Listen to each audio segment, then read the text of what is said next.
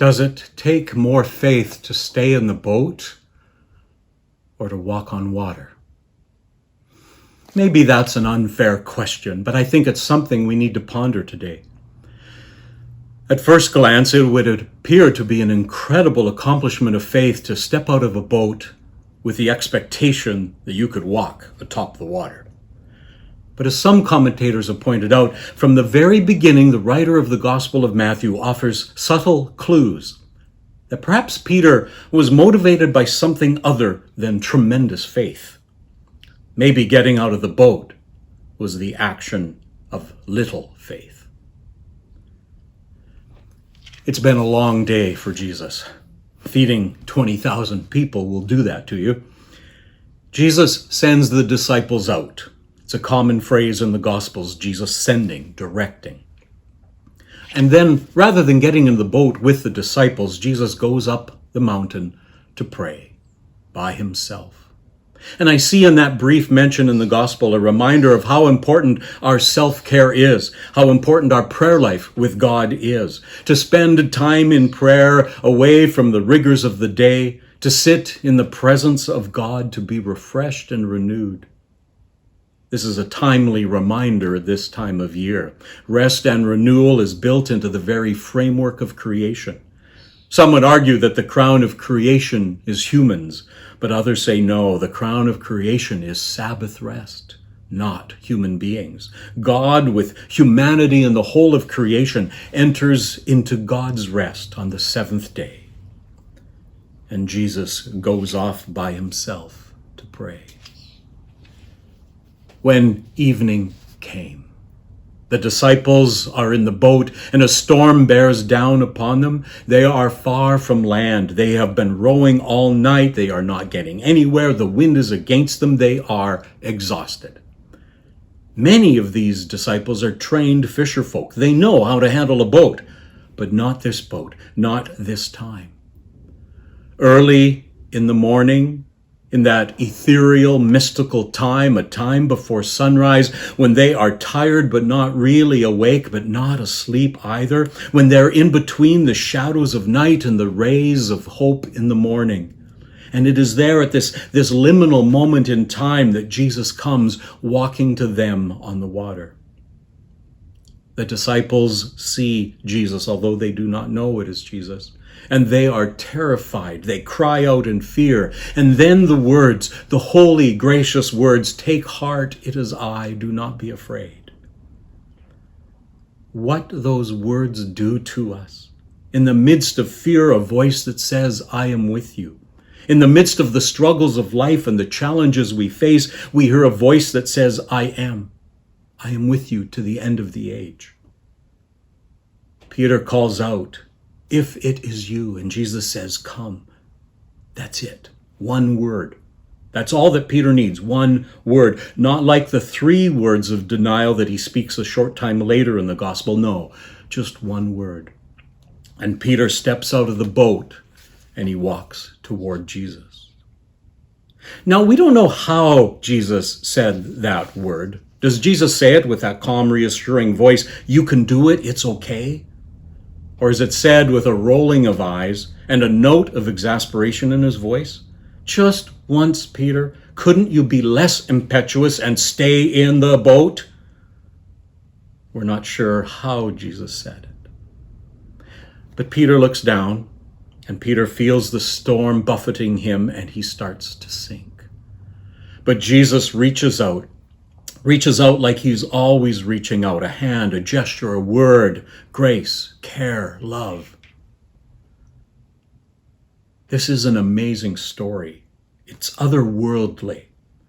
And we, scientifically sophisticated that we are, ponder and wonder and have no answer for what this means from a physics point of view. And that is okay, because this is not a physics lesson.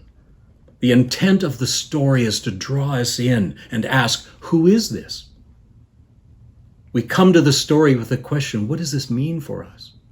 And further, what did this story mean for the community in which the writer of Matthew lived, a community buffeted by the waves of persecution and hardship? Matthew's community wonders where Jesus is. Why does it seem like he's forgotten about them when their situation is so desperate? Matthew's listeners could easily have identified with the disciples in the boat. Weary and afraid of death, like sailors who have fought a storm all night, Matthew's community may have begun to lose faith, may have started to become weary, and they want a sign. Some reassurance that Jesus not only knows what is happening to them, but that Jesus cares and will do something about it. This is usually how we explore this story. We derive great comfort from it. Jesus comes to us in the storms of our lives, in our crises, in the death of a loved one, our struggles, times of feeling lost, at sea, lonely, afraid. He brings peace and calm. And it is good and true, and we cling to that promise that God is with us in all things. We believe that, we proclaim that. At the beginning of the Gospel of Matthew, we are told that another name for the baby Jesus is to be Emmanuel. And we're even told very clearly what the word means, God with us. And then at the very end of the Gospel of Matthew, we hear Jesus promise, remember, I am with you always to the end of the age. These passages act like bookends to the Gospel of Matthew. At the beginning and at the end, we have before us the theme, God with us. But I wonder if there is another way to hear the story.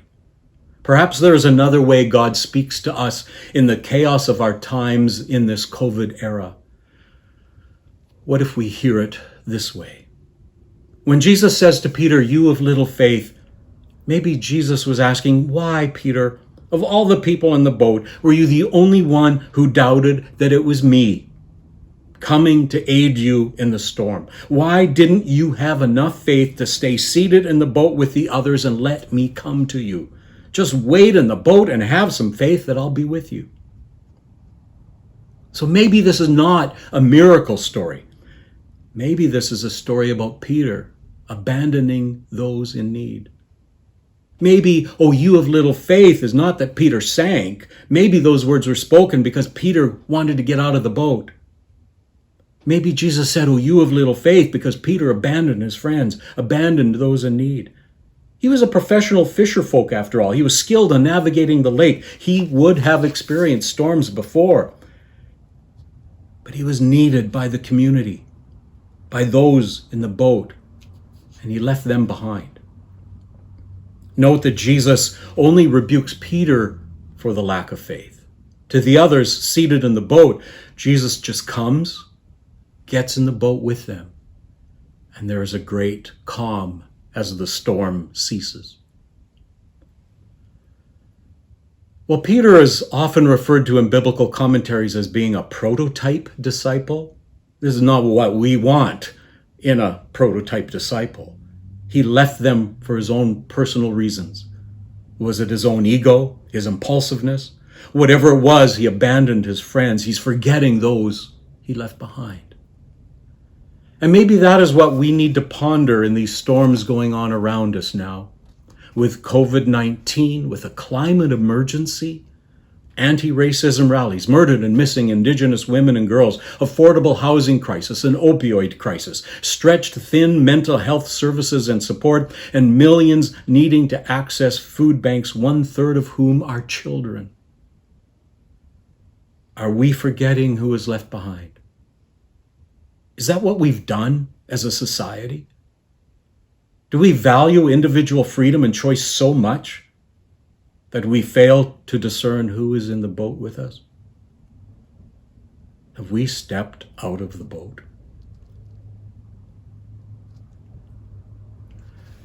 Perhaps I'm taking liberty with the text, but I think this text is speaking to us in this way, in this context today. It is a poignant reminder of what it means to be disciples of Christ.